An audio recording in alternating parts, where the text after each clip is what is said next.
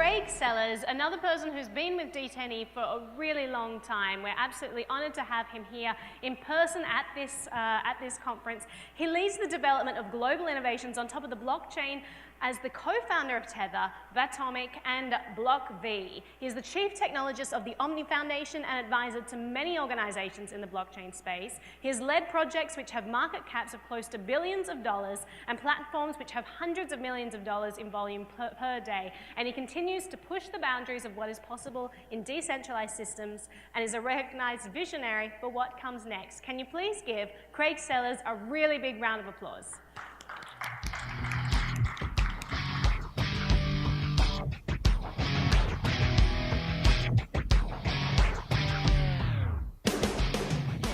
Thank you, Naomi. It's a heck of an introduction. I appreciate that. Absolute pleasure to be here at the first edition of D10E in Seoul, Korea. This is also my first time in Seoul, so truly an honor to be here and speak with you guys. I'd like to share with you part of my philosophy on how I see blockchains, which sort of gives me an idea of where blockchains are going, and hopefully can explain to you guys sort of where my vision is as well. The first question that I want to ask is, what is a blockchain? Now, we've been talking about blockchains all day today. The Bitcoin blockchain, the Ethereum blockchain, custom blockchains, private blockchains. In general, the explanation is there an ever-growing database, a distributed ledger that keeps getting larger and larger, where all transactions are public and everyone can see everything that happens on the network. Well, I personally believe that blockchains have two primary innovations above all else. Okay, the Satoshi vision allowed for the enforcement of what I call digital scarcity. Now, in the real world, we have scarce items. For example, there are only 2 of these clickers in the room. Now, on a computer for the past 70 years in technology, you could duplicate a piece of media 1 billion times, and every copy was identical to every other copy that you saw. And so you couldn't actually have scarcity. You couldn't have value applied to a digital good. Well, Satoshi's vision allowed us to actually create the enforcement of digital scarcity. So for example, there are only 21 million Bitcoins. Each blockchain and each blockchain token is finite in its condition. Now, the second innovation of blockchains is the assignment of ownership. When you have control over the private key on a blockchain, you have complete control over the asset. It is self-sovereignty for control over that asset. And these 2 aspects of a blockchain, I believe, are the most important 2 innovations. So we started on blockchains with what I call algorithmic tokens. So Bitcoins, Litecoins, Ethereum, etc., everyone knows exactly how many tokens exist at any given time and how many will exist in the future. There's an algorithm that defines these things, and the entire network can rely upon this fact. Now, there are a whole bunch of attributes that apply to digital assets. I'm going to describe first 5 that apply to all digital assets, and then give an example of 5 more as assets become more and more advanced. Well, the first is that they are all, as I described, finite. They are scarce. You know exactly how many tokens there are going to be. The second one is you know that they are all authentic. Every 10 minutes, a new Bitcoin block comes out. And when that block comes out, there's a certain number of Bitcoins that get created. This is a fact. It's an algorithm, and it's authentic. You know that all tokens come from that creation event. They're also transferable. Again, if I know your address, I can send you a token by simply typing in your address, snap my fingers, and anywhere in the world you now have value assigned to you. They are also possessible. Once you have the private key, you entirely possess that asset for yourself. It cannot be seized. It cannot be controlled by anyone besides yourself as the key holder. And again, they're all traceable. Every single transaction on a public blockchain is seen from the point of creation to the most recent send of that token to a new recipient. So you can look at a blockchain as a balanced network. This is actually a terrarium. It's a self-contained ecosystem. It's decentralized, as we have bacteria and oxygen and carbon dioxide and plants. Every aspect is delegated. Each one of those characters has a role in this ecosystem. We have checks and balances. Each item has its respective responsibility in this ecosystem. It's autonomous, and it is self-sufficient. I like to also believe that a blockchain itself is a living thing, an actual ecosystem that is also self-balancing. It's also autonomous. It's perfectly self-leveling, and these things have no central server. They're simply a relay of messages that we all share with one another. This is an organic network. This is what a blockchain looks like. This is how individual cells organize themselves in a living creature. So you can now think of blockchains as a living thing, the first example of technological life. Now, I'm not arguing that they're artificially intelligent because they're very simple. It's like little bacteria that floats off on the internet in the metasphere. But in fact, blockchains are living things.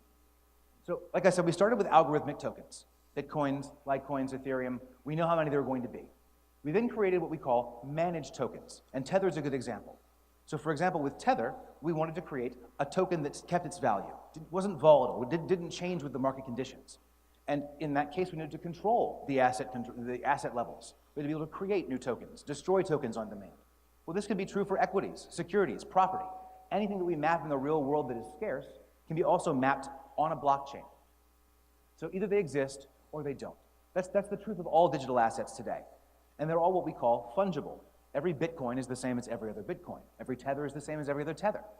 Now, what gets interesting for me is what happens when you change the fungibility. When you start making these assets unique. They become something else, something unique. Now again, they all contain these 5 attributes. They're finite, they're authentic, they're transferable, they're possessible, and they're traceable. So here's the progression that we went through. We started with Bitcoin, mining and proof of work, algorithmic issuance. We then created a protocol on top of Bitcoin called Mastercoin, now called Omni, that allowed for managed tokens, managed issuance, implicit transactions on the network, decentralized exchanges and smart contracts. We then used that technology to create Tether, which created an asset-backed, reserve-backed representation of currency, fiat currency on the blockchain. And now we have the ability to create what I call digital objects, the next step beyond digital assets, where every single asset is individually programmable, where the smart money reality becomes true. So again, 5 attributes. What happens when you start adding additional attributes to digital assets? For example, what happens when they become programmable? You can actually assign code to the asset itself. Now, instead of looking at a simple token in your wallet, now you've actually got a character. You've got something that you can play with, you can touch, you can see it in your wallet. It's not just a balance anymore. What if these things could be programmable to be combinable? Imagine puzzle pieces, which I'll show you here in a second. You've got the ability to create assets that, again, you can touch, you can find. And if you have more of them in your wallet, they can combine together and become something else, such as yogurt. I can now direct traffic around a mall to pick up pieces of digital assets that, when combined together, create something else entirely within my wallet. These things can also be redeemable. Just like that yogurt, if I've actually collected all the pieces, I go to the yogurt shop. Or a redeemable asset such as a free Coke. I can now have an issuer of an asset like Coca-Cola come in and say, if I share this asset with 5 of my friends, I can fill up the bottle step by step. And after 5 shares, I now have a free Coca-Cola that I can take into a store and redeem for a real Coca-Cola. Now, these things can also be network aware. Imagine that you can have a trading card that is, I don't know, Jeff Gordon, a NASCAR driver. And if I have this in my wallet at the time Jeff Gordon wins a race, this asset now becomes more valuable because I had it at some network-aware event, winning a race.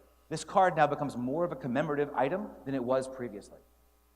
And then you can add artificial intelligence, where these objects can talk to one another and be completely autonomous among a network. This is the Internet of Things. This is the device-to-device, thing-of-thing interactions. The transactions of this sort will multiply 1,000-fold beyond what human-to-human interactions will themselves be. So what I see is a trillion object opportunity. We've got millions of apps out there. Now, I can't send an app to you and lose it myself. An app is not an asset, but objects themselves are. So now imagine that every app on your phone is simply an item in a blockchain wallet that I can buy, I can exchange, I can send to a friend. Now, all of a sudden, every piece of programmability is actually an asset on a blockchain. So I honestly believe the future is a story waiting to be written. At the intersection of experiential technology and our creative imagination, we have the opportunity now to create autonomous digital objects that exist on top of blockchains for the entire world to use. Now, one of the technologies is from a company called block.io, of which I'm a co-founder and advisor. I recommend you look at this and start playing with the technology today. Start seeing what digital objects look like in your hand. If you guys have any questions, come catch me after the show. I'd be happy to answer any of your questions and talk to you about what I see as the future of the blockchain. So thank you all very much. Enjoy.